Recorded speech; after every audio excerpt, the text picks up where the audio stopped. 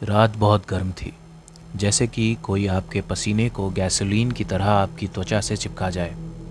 मेरे medical school के शुरू होने में केवल एक हफ्ता बचा था और ये मेरी फ़िलाडेल्फिया में एज अ ईएमटी यानी इमरजेंसी टेक्नीशियन के तौर पर आखिरी शिफ्ट थी।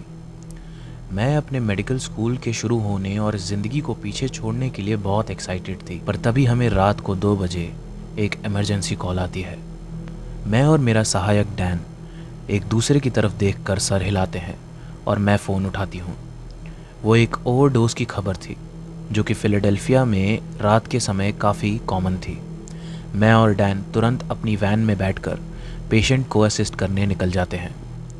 एड्रेस था रिटनहाउस स्क्वायर।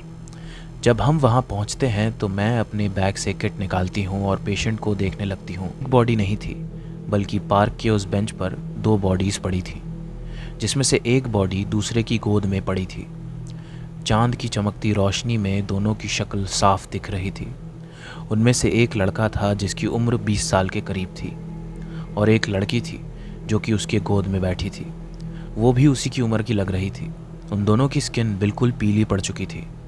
डैन ने उन्हें छूकर मेरी तरफ देखते हुए कहा, शिट प्रिया, ये तो ठंडे पड़ चुके हैं। हमने आने में देर कर दी।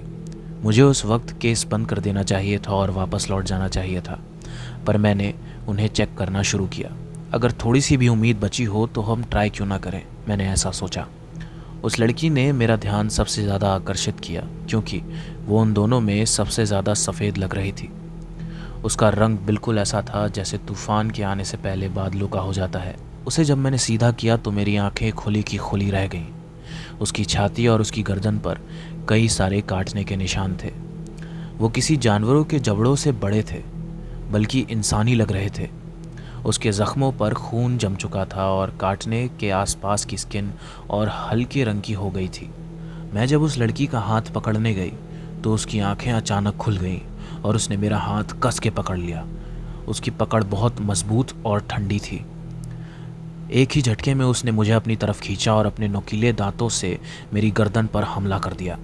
उसके दांत, हे भगवान, बहुत तेज थे। डैन, मेरी मदद करो, मैंने चिल्लाया। डैन को मैंने अपनी मदद के लिए बुलाया और डैन ने मेरी तरफ मुड़कर देखा। मैंने अपना हाथ छुड़ाने की बहुत कोशिश की, पर पता नहीं क्यों उस लड़की की ताकत मुझसे कई गुना ज़्यादा थी। डैन ने मेरा कंधा पकड़ा और मुझे उस लड़की से दूर खींचने लगा। छोड़ दो इसे, डैन ने कहते हुए अपने रेडियो की तरफ हाथ बढ़ाया ताकि वो मदद बुला सके। पर तभी वो लड़का जो उस बेंच पर बैठा था वो भी उठ खड़ा हुआ।